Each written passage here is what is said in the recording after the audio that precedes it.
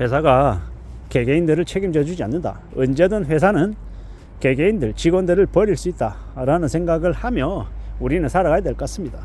회사의 발전이 나의 발전일 수 있고 나의 발전이 회사의 발전일 수 있다. 이런 생각들 나쁘지 않습니다.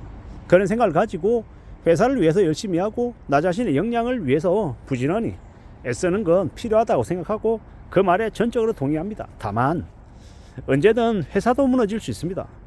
회사도 상황에 따라서는요, 월등히 간 경쟁자가 생겨나서 회사가 무너질 수 있다는 겁니다. 그러면요, 그 회사 안에 속해 있는 개개인들도 같이 실직할 수 있죠. 일자리를 잃어버릴 수 있다는 겁니다. 그러면 어떻게 살아가야 되겠습니까? 어떻게 지낼 수 있겠습니까? 되게 막막하고 되게 힘들고 불안하고 겁나죠. 저도 2024년 7월 되게 막막했거든요. 되게 겁났거든요. 되게 난감한 처지에 내몰렸었고, 근데 지금은 2025년 5월인데 이렇게 또 건재하게 있고요. 한때는 더 이제 뚜렷하게 이제 코너로 몰렸던 적도 있고, 지금은 또 이렇게 남 얘기하듯이 하고 있고, 2019년에 4월은 저에게 되게 힘들었습니다. 딱 6년 전이죠. 그때는 좀 다리에 힘도 많이 풀리고 와르르 이렇게 무너지는 같은 생각도 많이 들었죠. 근데 지금은 또 이렇게 거짓말처럼 어쨌든 일을 지어낸 것처럼 또 이렇게 이야기하고 있는 상황인 거고, 앞으로도 마찬가지 같습니다.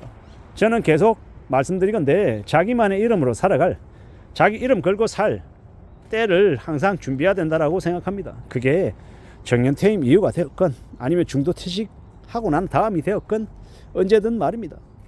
우리가 살아가면 언제든 지하실로 내려갈 수 있다. 그래서 바닥으로 내동댕이 쳐지고 지하실로 추락하고, 그래도 다시 딛고 일어서고 다시 또 분발하고 애쓰려고 하면 어떻게 해야 됩니까? 내가 독종이 되고 내가 좀 더 강해져야 된다라고 생각하는 거죠. 그런 강함을 내보여야, 그런 강함을 만들어 가야, 그래야 나아질 수 있는 것 같습니다. 그래야 살아갈 수 있는 것 같다라고 생각합니다. 앞으로도 우직하게 부지런히 계속 지내야 되는데, 살아간다라는 게, 산다라는 게 참으로 쉽지 않죠. 녹록지 않습니다. 많이 어려울 수 있죠. 많이 막막할 수 있습니다. 그래서 어떻게 지내야 된다? 좀 더 분발해야 된다. 좀 더 힘을 내야 된다라고 생각하는 거죠. 그렇게 살아가려 합니다. 그렇게 지내려 합니다. 회사라고 하는 것이 절대로 직원들 개개인들을 끝까지 책임져 주지 않는다. 있는 동안에는, 그동안에는 서로가 서로에게 최선을 다해야 되는 게 맞다. 그러나 결별할 때가 온다라는 걸, 그걸 받아들여야 된다라는 거죠. 그걸 인정하고 지내야 되겠다라고 생각합니다. 그래서 참 사는 게 막막하고 두렵고 더 겁날 수 있죠. 어떻게 해야 되지? 어떻게 살아가야 되지? 두려운데 겁나는데 나 괜찮을 수 있을까? 라고 생각하기 마련이다라는 겁니다. 그런데 그럼에도 불구하고 또 헤쳐나가야죠. 길을 찾아야죠. 만들어야죠. 다듬어 가야죠. 그렇게 살아가야 된다라고 생각합니다. 회사에서 그 회사의 직원으로서의 신분은 끝나지만 그게 인생의 끝이 아니잖아요. 또 다른 삶을 또 추구하며 지내야 되기 때문에 언제든 변신을 가고 자신의 이름 아래 삶을 또 개척해 나갈 그런 또 시도도 해야죠. 언제든 그러한 것들이 필요하다라고 여깁니다. 지금 당장 뭔가가 안 돼도, 뭔가를 못 이뤄내도 포기하지 않고 또 오직하게 하루하루를 또 살아가는 것들이 필요하다라고 생각하는 겁니다. 지금의 시대, 지금의 삶을 우리가 잘 생각하며 지내야 되리라고 봅니다. 산다라는 게 참으로 수월하지 않죠. 쉽지 않습니다. 어렵습니다. 많이 막막하고 두렵고 겁나는 일도 수시로 벌어질 겁니다. 알고 있습니다. 그런 일들이 너무 많이 벌어진다라는 걸 말입니다. 그래도 포기하지 않아야죠.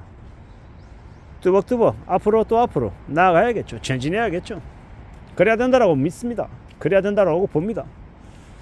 회사로부터 내몰리면 되게 서럽죠. 자존심도 상하고 내가 이거밖에 안 되냐? 나에 대한 평가가 저렇게 박하다라고 하면 눈물 나기도 하고 서럽기도 하고 억울하기도 합니다. 자신의 노력이 부정당하고 자신의 이때까지의 헌신이 거절당했다라는 생각에 서럽죠. 근데 좀 지나면요, 한참 지나고 나면 또 잊어버리고 또 그걸 냉정하게 바라볼 때가 옵니다. 그리고 그 다음은요, 그래서 내가 그 다음에 어떻게 해야 되지? 이런 생각도 하게 되더라는 겁니다. 그래서 지금에 와서 이제 드는 생각은 뭐냐? 잠시 잠깐 만나는 사람에게라도 소중하게 감사하게 대해야 된다. 그리고 무엇이 되었건 간에 좀 준비를 하며 살아가야겠다라는 생각을 더 하게 되는 거죠. 나 자신에 대한 준비, 세상에 대해서 새로이 도전할 각오, 다짐, 이런 것들이 더 있어야겠다라고 생각합니다. 그런 생각들, 그런 각오들이 필요하고, 내가 쓰는 단어들, 표현들, 이런 것들이 나의 인생을 규정 지을 수 있기 때문에 내가 어떤 생각, 어떤 표현, 어떤 말을 하는지도 잘 좀 따져봐야 될 것 같습니다. 제가 이제 어제 헌혈을 하러 갔거든요. 헌혈을 하러 갔는데, 어떤 되게 이제 잘생긴 남성이 이제 해병대 군인 복장을 하고 들어와요. 들어와서 뭐라고 얘기하냐? 해병의 뜨거운 피를 나눠드리려고 왔습니다 라고 얘기하는데, 저는 그 얘기가, 그 친구의 그 말이 되게 이렇게 제 귀를 번뜩 이렇게 트이게 하는 그런 이 느낌이 있었거든요. 뜨거운 피다. 야, 부럽다. 좋네. 20대 한 초중반의 젊은 이 남성의 저 자신만만한 그 표현이 자기에게 자부심이다 라는 생각이 아마 있었기 때문에 그렇게 얘기했겠죠.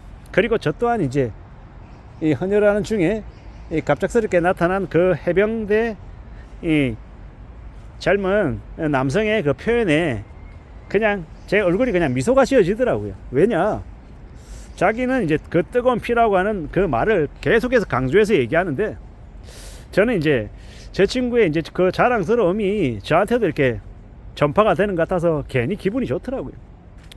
좋겠다. 저 뜨거운 피, 그래, 저 젊은 친구에게, 저 젊은 친구의 이 몸 안에 흐르는 피가 뜨겁지. 당연하지. 그리고 나에게도 저렇게 뜨거운 피를 가졌던 시기가 있었는데, 이런 생각이 들더라고요.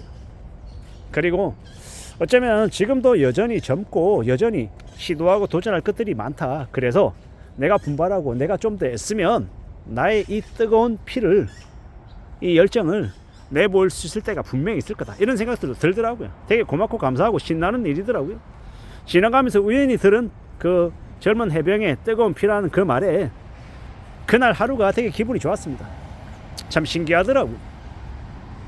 어쩌면 저에게도 잊고 지냈던 이제 젊었던 시절 20대의 그 기억이 새록새록 나게 해줘서 참 고맙더라고요.